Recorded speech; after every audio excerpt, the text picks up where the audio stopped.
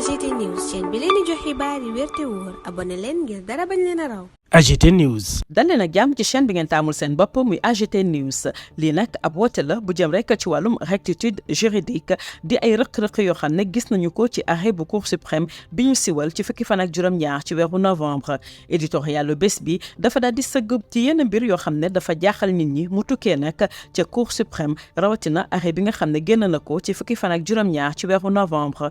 caytu gi li mu fësal mooy ne dogal boobee dafa am rëq-rëq yu bari yoo xam ne da koo am mu mel ni sax dañoo salfaañe lépp li nga xam ne jëm na ci règle yi nga xam ne moo daal di tënk kër googee di cour suprême. bi ci jëkk mooy wàllum imparité ndax li mu àttekat yi nga xam ne ñoo fa teewoon dafa wuute lool ak li nga xam ne article 10 bu loi organique bu cour suprême daat na koy santaane. li mu bëgg mooy ne àttekat yi nga xam ne ñoo war a toog ca boobule chambre duñu nekk ci lim boo xam ne dafay yem waaye dafay tóol. loolu nag préoccupation bu njëkk la daal di indi ci dogal bi nga xam ne siwal nañ ko ci fukki fan ak juróom-ñaar ci weeru novembre bi ñu génn. mbir mi nag yemul foofu ndax ci disposition yi itam am na loo xam ne topp ñu ci yoon.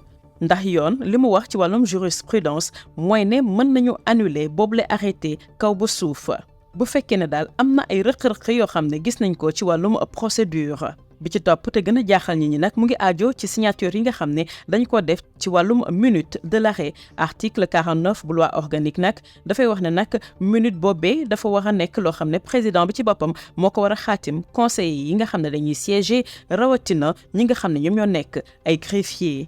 waaye nag ci mbir mile gis nañu ne àttekat bii di Aïssatou Diallo Ba moom ci boppam signéwul loolu nag indi ay laaj yu bari ci wàllum conformité ci procédure bi.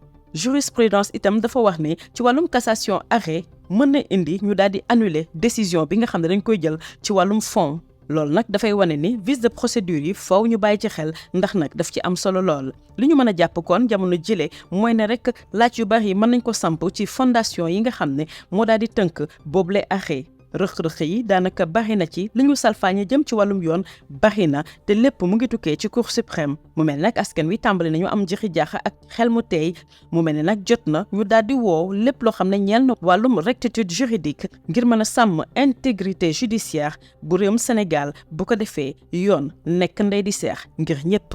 AGT News. Merci pour la confiance renouvelée à votre chaîne préférée AGT News. On appelle à la rectitude juridique les lacunes dans l'arrêt de la Cour suprême du 17 novembre. L'éditorial du jour se penche sur les implications troublantes soulevées par l'arrêt récent de la Cour suprême en date du 17 novembre. Une analyse attentive de cette décision révèle des irrégularités procédurales et des violations flagrantes des règles de composition de la plus haute instance judiciaire. Premièrement, la question cruciale de l'imparité délibérément inscrite dans les principes fondateurs est ici mise à mal. Le nombre de juges ayant signé l'arrêt est en contradiction directe avec l'article 10 de la loi organique de la Cour suprême qui exige que les chambres siègent obligatoirement en nombre impair. Cela soulève des préoccupations sérieuses quant à la légitimité, même dans la décision rendue le 17 novembre. L'argumentation ne s'arrête pas là. Le non-respect de cette disposition, comme le stipule clairement la jurisprudence, établit a le pouvoir d'annuler l'arrêt dans son intégralité. Cette constatation met en lumière la fragilité de la décision, rappelant que même une faille de procédure peut entraîner des conséquences graves sur le fond de l'affaire. En outre, un aspect troublant concerne la signature de la minute de l'arrêt.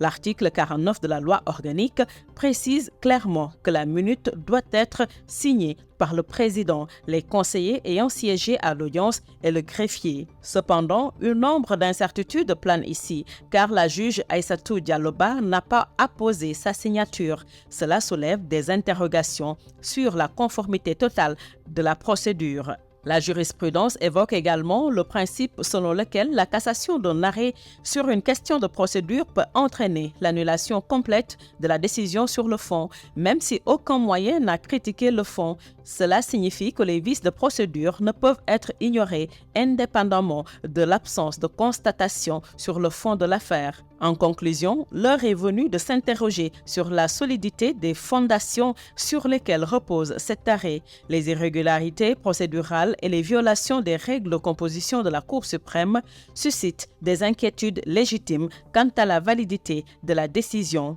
Un appel à la rectitude juridique est essentiel pour préserver l'intégrité de notre système judiciaire et garantir une justice équitable pour tous. AGT News.